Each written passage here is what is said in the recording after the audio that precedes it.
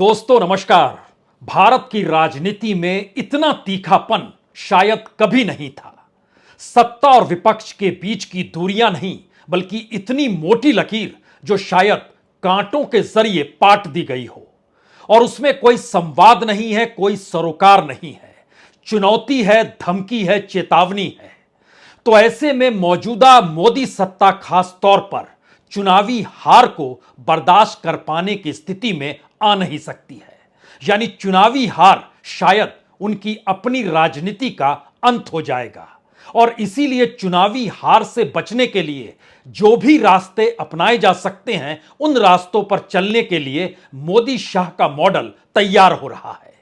बीते 5 दिनों से दिल्ली में बैठकों का दौर जिस लिहाज से चल रहा है, उसमें 2-3 बातें साफ हो गई है।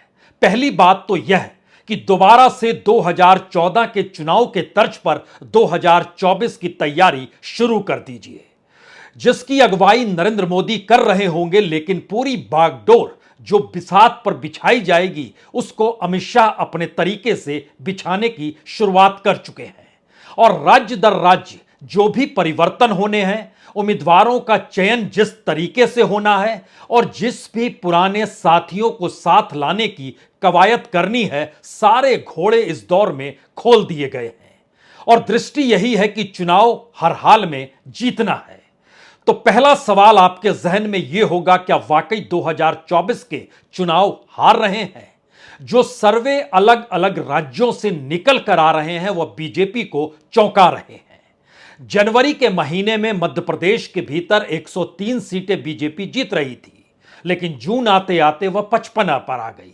महाराष्ट्र के भीतर भी सियासी तिकड़में अपने तौर पर शिवसेना की तोड़ के साथ विकसित जरूर हुई, लेकिन एमवीए गठबंधन जो मौजूद है, उसकी तुलना में 7% वोट अभी भी कम नजर आ रहे हैं।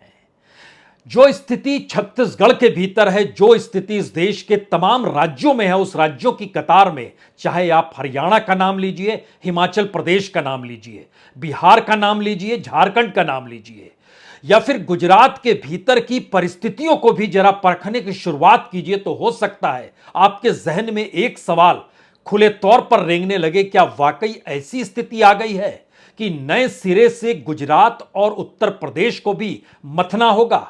और अगर इन दो राज्यों को मथना होगा, तो इसका मतलब है कि बाकी राज्यों की स्थिति कहीं नाजुक तो नहीं है। और क्या बाकी राज्यों की परिस्थिति को सुधारा जाए? 10 बड़े निर्णय बीते 5 दिनों की बैठकों के बाद 10 बड़े निर्णय उभर कर सामने आ रहे हैं, जिसका ऐलान आने वाले वक्त में आपको दिखाई देने लगेगा।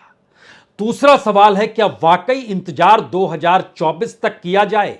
उससे पहले जब कांग्रेस से ही टकराना है, और कांग्रेस के साथ जिस तरीके से इस देश का मुस्लिम तबका जाकर जुड़ गया है, उसने तमाम छत्रप जो मुस्लिम वोट के आश्रय चलते थे, चाहे वो ममता बनर्जी हो, चाहे अखिलेश यादव हो, चाहे तेजस्वी यादव क्यों ना हो, अगर ये वोट बैंक के सहारे अपनी क्षेत्रीय राजनीति को साध रहे थे और एक झटके में बीजेपी को चुनौती देने के लिए सब एकजुट होने लगे हैं, और इसी वजह से 23 तारीख को पटना में अगर तमाम छत्रप जमा हो रहे हैं कांग्रेस की हां नहीं के इर्द गिर्द टटोलते हुए खुद को, तो मतलब बहुत साफ है कि बीजेपी का वोट तो इंटैक्ट रहेगा, लेकिन पूरा बिखरा हुआ वोट जो था विपक्ष के भीतर में, वह सब कुछ एकजुट होने लगेगा।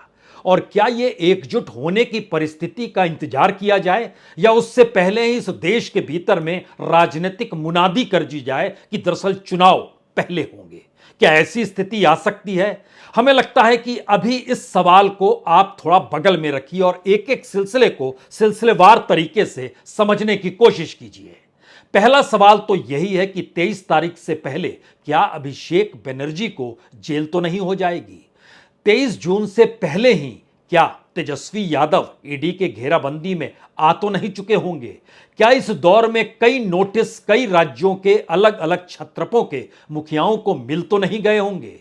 जिस तरीके से केसीआर खामोश हो गए जब उनकी बेटी को नोटिस ईडी का मिला और शराब घोटाले में दिल्ली उनको बुलाया गया, उसके बाद केसीआर की खामोशी से समझा जा सकता है कि दरअसल ईडी का मतलब क्या होता है, लेकिन एक दूसरा मतलब भी इसी से निकलता है।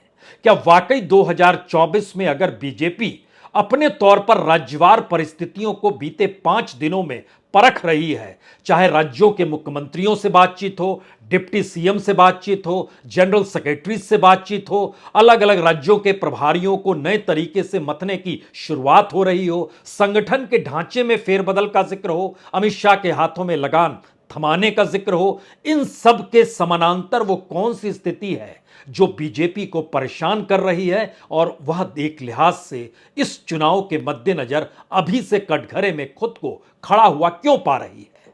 कहीं ऐसा तो नहीं होगा कि अगर बहुमत के नीचे आ गए तो एक झटके में चाहे नवीन पटनायक हो, चाहे जगन रेड्डी हो, चाहे केसीआर ही क्यों ना हो, जो नजर आ रहे हैं फिलहाल किसी के साथ नहीं है, लेकिन उस वक्त इस देश में सेकुलर सरकार के मद्देनजर ऐलान करते हुए इनके साथ तो नहीं खड़े हो जाएंगे। लेकिन आइए एक एक पन्ने को जरा टटोलते परखते हैं, इसलिए क्योंकि बिखरा हुआ वोट बीजेपी को जिताता है, लेकिन एक साथ 1 to 1 की परिस्थिति बीजेपी को हराती है। और वोटों का समीकरण हो या फिर सीटों के ध्रुवीकरण को लेकर राजनीति साधने की बीजेपी की अपनी कला क्यों ना हो, जो 10 निर्णयों पर परिस्थिति टिकी हुई है उसमें राज्य से लेकर केंद्र तक की राजनीति को प्रभावित करेगी। और इंतजार शायद इस बात का भी है कि प्रधानमंत्री मोदी अपनी अमेरिकी यात्रा से लौट तो आए, और लौटने के बाद वहां की प्रतिक्रिया भी देख ले, जहां से राहुल गांधी घूम के आए हैं। उस देश के भीतर उनको लेकर कौन सी प्रतिक्रिया है, क्योंकि 2019 में गए थे तब वह ट्रंप को जिता रहे थे, और इस वक्त ट्रंप कटघरे में खड़े हो चुके हैं। और मौजूदा वक्त में नरेंद्र मोदी के साथ बाइडेन की सरकार है, जो भारत के साथ गलबैयां चाहती है, लेकिन भारत की लीडरशिप को लेकर उसके जहन में भी कई सवाल हैं। तो क्यों नहीं वो लौटें और उसके बाद इस देश को चौंकाते हुए राजनीतिक स्थितियों की मुनादी कर दी जाए। लेकिन आइए, जब हमने सिलसिले का जिक्र किया है तो सिलसिलेवार तरीके से परिस्थितियों को परखिए। हरियाणा के भीतर नाजुक स्थिति है, सबको पता है खट्टर के आसरे चुनावी जीत मिलेगी नहीं, अगर मोदी का चेहरा फेल हो चुका है, जिसका जिक्र आरएसएस करने लगी है कि सिर्फ करिश्मा नहीं बचा है आप में, आपको सबको साथ लेकर नए सिरे से चीजों को चलना होगा, मथना होगा। तो क्या अगर खट्टर हटते हैं, या हरियाणा के भीतर जो जेजेपी यानी दुष्यंत चौटाला के साथ भी जो गठबंधन है उसमें दुष्यंत चौटाला भी, समूचा चौटाला परिवार एकजुट होने की दिशा में तो नहीं बढ़ रहा है, या उसे समझ में आने लगा है कि एकजुटता के साथ सौदेबाजी भविष्य में चुनाव के बाद कहीं ज्यादा की जा सकती है बनिस्बत अकेले खड़े होकर। तो पहली दृष्टि कर्नाटक से के रिजल्ट आने के बाद हरियाणा के मुख्यमंत्री को बदलने या नहीं बदलने की परिस्थिति में जाकर टिक गई है। यही स्थिति कमोवेश महाराष्ट्र को लेकर है, वहां पर भी चीजों को मथना है। जो कैबिनेट शिंदे की काम कर रही है उसको अपने अनुकूल करना है, और उसमें बड़ी भागीदारी केंद्र की रहेगी या देवेंद्र फडणवीस की रहेगी, इसको तालमेल बैठाने की दिशा में बातचीत का सिलसिला चल पड़ा है। और चूंकि एनसीपी ने अपने तौर पर, शरद पवार ने अब महाराष्ट्र अपनी बेटी के हवाले कर दिया है, यानी एनसीपी के भीतर कोई एकनाथ शिंदे अगर अजीत पवार बनते तो उसकी रगों को और किसी ने नहीं, शरद पवार ने अगर महाराष्ट्र की राजनीति में ऐसे मोड़ पर परख लिया जहां महाराष्ट्र को भी चुनाव में जाना है अगले बरस, और आम चुनाव भी अगले बरस होने हैं, उससे पहले बेटी के हवाले महाराष्ट्र, हालांकि वह एक कार्यकारी अध्यक्ष के तौर पर है, लेकिन जिन राज्यों को उनके हवाले किया गया उसमें महाराष्ट्र है। और एनसीपी महाराष्ट्र के बाहर कहां है, जिस पर कोई डिस्कशन होना नहीं चाहिए। महाराष्ट्र के भीतर ही कांग्रेस से कम उसका वोट शेयर हो चला है, इसकी जानकारी और किसी ने नहीं, सर्वे नहीं दी। जो साकाल का सर्वे निकल कर आया उसमें 19.9% कांग्रेस के पक्ष में तो एनसीपी के पक्ष में 15.3%। यानी हरियाणा पे निर्णय, महाराष्ट्र पे निर्णय, तीसरा निर्णय झारखंड को लेकर लेना है, जहां पर नए चेहरे की जरूरत है, क्योंकि यहां पर भी चुनाव जीता जा सकता है। बीजेपी को इसका एहसास है, परिवर्तन वहां भी करना है। मध्य प्रदेश के भीतर ज्योतिरादित्य सिंधिया और शिवराज सिंह चौहान बैलेंस आरएसएस को बनाना है, और यह भी अपने तरीके से फैसले चुनाव के मद्देनजर लिए जा रहे हैं। राजस्थान के भीतर की परिस्थिति में अगर वसुंधरा है तो दूसरी तरफ आरएसएस को वहां पर काम करना है, और आरएसएस अपने हाथ में राजनीतिक तौर पर तमाम पहल को करते हुए आगे बढ़ने की कोशिश करे, वसुंधरा साथ चले। छठी स्थिति इस दौर में छत्तीसगढ़ को लेकर है, जहां पर पूरे तरीके से संघ और उसके आदिवासी संगठन को लेकर जो वनवासी के तौर पर वहां आदिवासियों के बीच काम करती है उसको सक्रिय करना है। जो सातवीं स्थिति है वो सेंट्रल लेवल पे है कि संगठन को बदलने की जरूरत आन पड़ी है। मैसेज जाएगा और नए तरीके से नई भूमिका में अगले 3 महीनों में भारत की राजनीति के भीतर केंद्र द्वारा निर्धारित संगठन के जरिए कहीं ना कहीं मोदी का चेहरा दोबारा करिश्मा के तौर पर लाया जा सकता है, पुरानी रटी रटाई बातों का जिक्र ना करें तो। आठवां मंजिल जो है वो रणनीति के तौर पर है, जिसमें मोदी और शाह का जो मॉडल है वह शायद 2014 को ध्यान में रखकर 2024 की दिशा में बढ़ने वाला है। उसी दिशा से उसी तौर तरीके से कामकाज हो रहे हैं। कहां पर किसके हाथ में हर राज्य का बजट होगा, जो प्रचार के तौर पर काम करेगा, वो कैसे काम करेगा, किस तरीके से काम करेगा, यह आठवीं स्थिति है। नौवीं स्थिति नए चेहरों को लाने की है। पुराने चेहरे खारिज हों और पुराने चेहरे खुद सामने आकर कहना शुरू कर दें राज्य दर राज्य कि अगर हमको टिकट नहीं भी मिला तो भी कोई दिक्कत नहीं, क्योंकि बीजेपी एक पार्टी नहीं एक लाइफ स्टाइल हो गई है इस देश के भीतर में, जो राष्ट्रीयता से जुड़ी है, हिंदुत्व से जुड़ी हुई है और एक लिहाज से हिंदू राष्ट्र की परिकल्पना से भी जुड़ी हुई है। लेकिन 10वां सवाल शायद कहीं बड़ा है, जिसमें सावरकर भी हैं, जिसमें गोडसे भी हैं, जिसमें संघ भी है, जिसमें बजरंग दल भी है। यानी हिंदुत्व की उस लकीर को जो कहीं एग्रेसिव तरीके से चलती है उसे छोड़ना नहीं है, उसको और एग्रेसिव तरीके से उभारने की जरूरत है। इन 10 मुद्दों के इर्द गिर्द जब राजनीति को टटोलना अगर समझना शुरू करेंगे कि क्यों बीजेपी चाहती है कि दरअसल उससे पहले लोकसभा चुनाव की तारीखों से ठीक पहले जब विधानसभा के चुनाव हो रहे हों और कांग्रेस से ही टकराना है, तो उसके साथ अगर लोकसभा चुनाव को जोड़ा जाए तो उनके अनुकूल परिस्थिति बन सकती है। इसकी कई वजह है। इसकी सबसे बड़ी वजह तो यह है कि जो वोट का शेयर है, अगर 2019 को आप देखें तो बीजेपी के पास तकरीबन 37.36% वोट थे। हमें लगता है आज संख्या के लिहाज से देखिए, बीजेपी को मिले थे 22 करोड़ 90 लाख वोट, कांग्रेस को मिले थे 11 करोड़ 94 लाख वोट। यानी एक लिहाज से दोनों के बीच में तकरीबन 12 करोड़ वोट का अंतर था। और ये 12 करोड़ वोट जो हैं एक झटके में अगर विपक्ष एकजुट हो जाता है, जिसमें ममता बनर्जी, जिसमें अखिलेश यादव, जिसमें शरद पवार, जिसमें स्टालिन, जिसमें तेजस्वी यादव, जिसमें हेमंत सोरेन, जिसमें उद्धव ठाकरे, जिसमें नीतीश कुमार, जिसमें सीपीएम सीपीआई यानी समूचा लेफ्ट, जिसमें आरएलडी, जिसमें अपोजिशन की इन तमाम पार्टियों को अगर जोड़ते चले जाइएगा तो इनका वोट जो कुल बैठता है वह भी तकरीबन 11 करोड़ से ज्यादा का बनता है।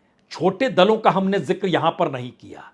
तो अगर ये राजनीतिक दल एक साथ आकर खड़े हो जाते हैं, जिनकी तादाद अगर ममता, अखिलेश, शरद पवार, आरजेडी, जेएमएम, डीएमके, शिवसेना, जेडीयू, सीपीएम, सीपीआई, आरएलडी, इन सभी को जोड़ते चले जाएंगे तो और तकरीबन यह 11 करोड़ के वोट बनते हैं। यानी जो स्थिति बीजेपी की 22 करोड़ 90 लाख की थी, इन्हीं पॉलिटिकल पार्टी के एक साथ जुड़ने से वोट एक बराबर आकर खड़े हो जाते हैं। तो क्या 23 जून की बैठक कहीं बीजेपी के लिए परेशानी का सबब तो नहीं? क्योंकि अगर एक साथ वोटों के लिहाज से देखिए तो एक झटके में दोनों बराबर आ गए, जिन लोगों की मौजूदगी पटना में होनी है।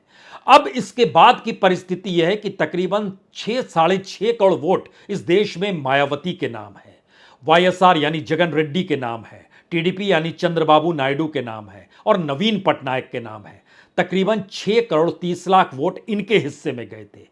इसके अलावे जो बीजेपी के साथ थे वह तकरीबन 1.5 करोड़ से कम के वोट थे, जिसमें आप एआईडीएमके को जोड़ सकते हैं, जिसमें आप पासवान की पार्टी एलजेपी को जोड़ सकते हैं, जिसमें आप असम गण परिषद को जोड़ सकते हैं, अपना दल को जोड़ सकते हैं। लेकिन इससे हटकर फिर से दोबारा आइएगा तो एक सवाल और, जेडीएस कहां जाएगा, आम आदमी पार्टी कहां जाएगी, वंचित बहुजन अघाड़ी जो महाराष्ट्र में बनी थी 37 लाख वोट मिले थे वो कहां जाएगा, और टीआरएस कहां जाएगी जिसके पास 76 लाख वोट पिछले चुनाव में बने थे। इनके वोट भी जब जोड़िएगा तो यह एक लिहाज से 1 करोड़ 71 लाख वोट बनते हैं। यानी बीजेपी के जो सहयोगी थे उनसे ज्यादा वोट इस लिहाज से बन जाते हैं। तो ये घबराहट पहली बीजेपी के भीतर रेंगने लगी है कि अगर 1-1 वोट के आसरे परिस्थिति को परखें तो बीजेपी का परसेंटेज ऑफ वोट जो 37% था, उसके ठीक पैरेलल में आकर विपक्ष की ये पूरी कतार अगर सिर्फ अपने वोट के साथ खड़ी हो जाती है तो मुश्किल में एक झटके में बीजेपी आ जाएगी।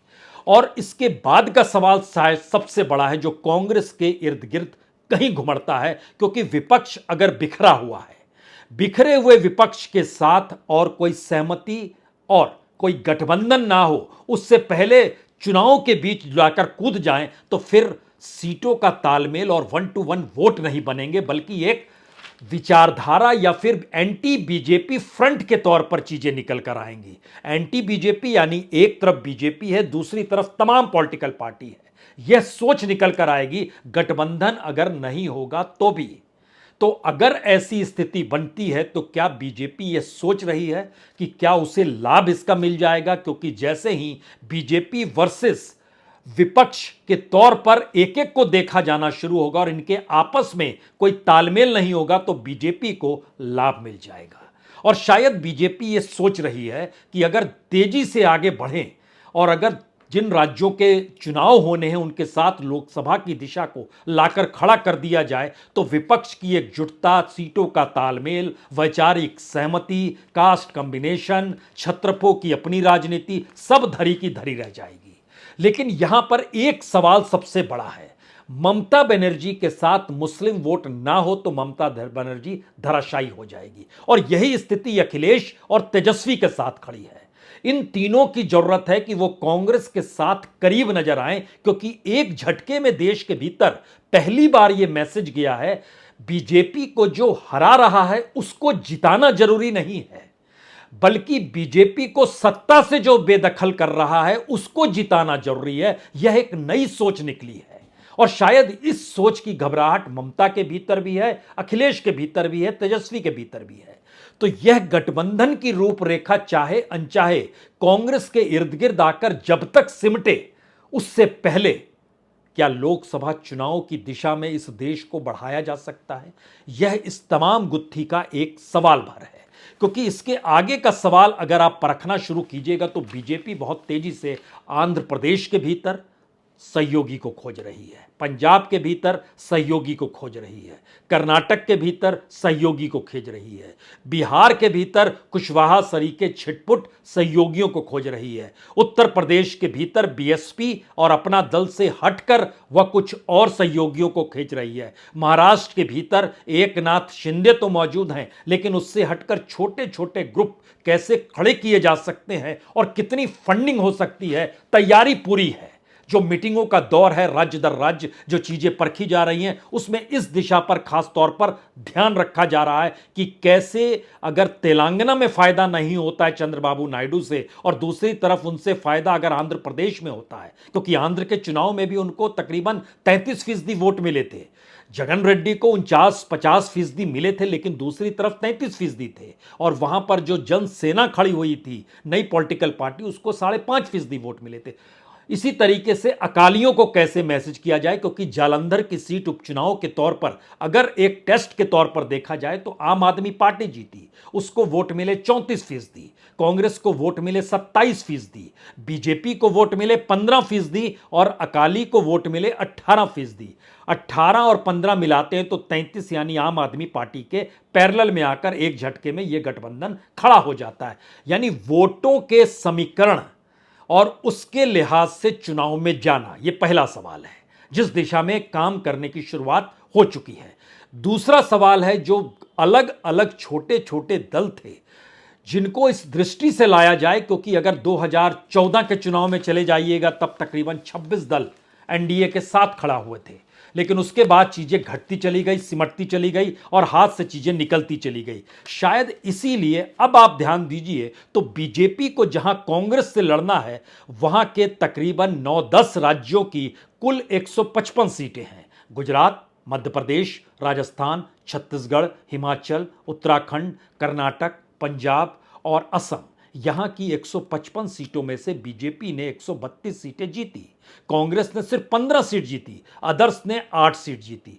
यहां पर किसी भी हालत में कांग्रेस ही आगे बढ़ेगी, इसमें विपक्ष की कोई हैसियत नहीं है। तो अगर कांग्रेस 50% तक आ जाती है, अगर ऐसी परिस्थिति इस देश के भीतर बन जाती है कि समूचा विपक्ष साथ में है, विचारधारा भारत जोड़ो की चल रही है, मोहब्बत की दुकान का जिक्र हो रहा है, नफरत को लेकर सवाल उठ रहे हैं, और इन सब के बीच देश की आर्थिक स्थितियां यह मुद्दा बन रहे हैं, तो फिर मुश्किल हो जाएगी बीजेपी के लिए।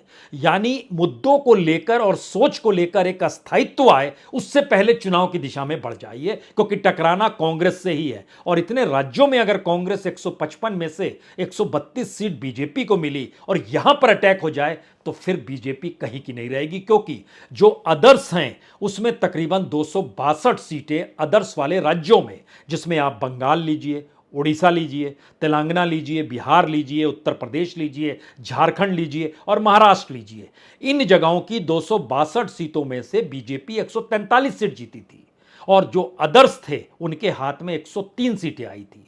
कांग्रेस के पास यहां भी सिर्फ 10 सीटें आई थी। तो कांग्रेस मायने नहीं रखती है जहां पर छत्रपों का राज है, लेकिन छत्रप और कांग्रेस साथ मिल जाएं तो स्थितियां नाजुक हो जाएगी, यह संदेश है। और अगर यहां स्थिति मजबूत हो जाएगी कांग्रेस की, तो कांग्रेस जहां अपने राज्यों में टकरा रही थी और 90% सीट बीजेपी जीत जा रही थी, वहां पर बीजेपी को झटका मिल जाएगा। तो यह गठबंधन भी कहीं घातक साबित ना हो, उससे पहले एक बड़ा निर्णय लेने की जरूरत है। और तीसरी परिस्थिति यह है कि इस दौर में अगर देश को आप परख रहे हैं, तो महाराष्ट्र में सांप्रदायिक ध्रुवीकरण, चाहे जलगांव हो या कोल्हापुर हो, कुछ आप सूंघ पा रहे हैं। बंगाल के भीतर अभिषेक बनर्जी के इर्द गिर्द ईडी की घेराबंदी समझ रहे हैं। तेजस्वी को लेकर सवाल उठ रहे हैं, उसे आप समझ रहे हैं। और उत्तर प्रदेश के भीतर जिस सियासत को योगी लगातार आगे बढ़ा रहे हैं, वो इनकाउंटर से शुरू हुआ था, बुलडोजर पे आया, और उसके बाद जिस तरीके से मर्डर की स्थितियां राज्य में पैदा हुई, अपराधियों को खत्म करने के सवाल के साथ लेकर ही चाहे क्यों ना हो, लेकिन कानून को लेकर कुछ सवाल उलझते चले गए। तो शायद इसीलिए जो 10वां पॉइंट था इस मीटिंगों के दौर में, उसमें सावरकर है, गोडसे है, संघ है, बजरंग दल है, हिंदुत्व को लेकर एग्रेसिव मोड है। और ये सारी परिस्थिति एक झटके में लाकर आपको खड़ा कर देती है, क्या वाकई 2024 के चुनाव से पहले 2023 के विधानसभा चुनाव के साथ लोकसभा चुनाव की दिशा में जिस तेजी से दिल्ली में मीटिंगें का दौर चल रहा है, और हर स्तर पर काम कैसे करना है, किस रूप में करना है, राज्यवार समीक्षा कीजिए, किनको टिकट दिया जाए, नहीं दिया जाए, यहां तक कि सांसदों की फेरिस्त को लेकर भी चर्चा शुरू, और सांसदों को भी बकायदा मैसेज की परख रहे हैं, सर्वे हो रहा है, और इसमें कम से कम महीने भर का वक्त लगेगा। तो क्या ऐसी स्थिति में यह देश बढ़ रहा है जहां पर जल्दी आम चुनाव देखेगा?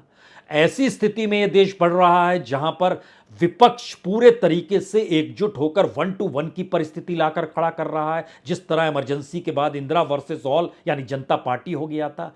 या फिर इस प्रोसेस के भीतर एक सवाल जो आखिरी सबसे उलझा हुआ है, जनता और वोटर की मानसिकता क्या है, वह इस प्रोसेस को कैसे देख रही है? तो अगर छत्रपों का मिजाज, अगर कांग्रेस का मिजाज, और अगर जो सर्वे लगातार निकल कर आ रहे हैं उसके जरिए बीजेपी की धड़कनें इस दौर में जल्दी चुनाव की दिशा में बढ़नी शुरू हो गई है, तो इसका मतलब बहुत साफ है कि इस देश की धड़कनों में कहीं परिवर्तन की सोच या उसके बीज पड़ तो नहीं गए हैं। और उस बीज से जब तक कोंपलें फूटे, उससे पहले इस देश को चुनावी झोंक में तो ना लाया जाए। हालांकि ऐलान जब होगा तो इस बात का होगा, बड़ा खर्च होता है, एक साथ चुनाव क्यों ना करा दिया जाए। ये सारी मौजूदा वक्त की ऐसी परिस्थितियां हैं जिसकी धड़कनें यकीनी तौर पर लुटियंस दिल्ली के भीतर मीटिंगों के दौर से समझा जा सकता है। और एक इंतजार 23 जून को पटना में है, और पटना के बैठक से पहले जो निर्णय केंद्र को लेने हैं, वह भी एक नए चेहरे की दिशा में बढ़ रहे हैं, जहां चिताने की दृष्टि से बीजेपी अपनी रणनीति को आगे बढ़ा रही है। आखिरी सवाल, क्या ऐसी स्थिति आ गई है जहां विपक्ष के बिखरे हुए राजनीतिक दलों ने कह दिया है, अब आपसी झगड़ा नहीं, झगड़ा बाद में करेंगे, पहले बीजेपी को निपटा दें?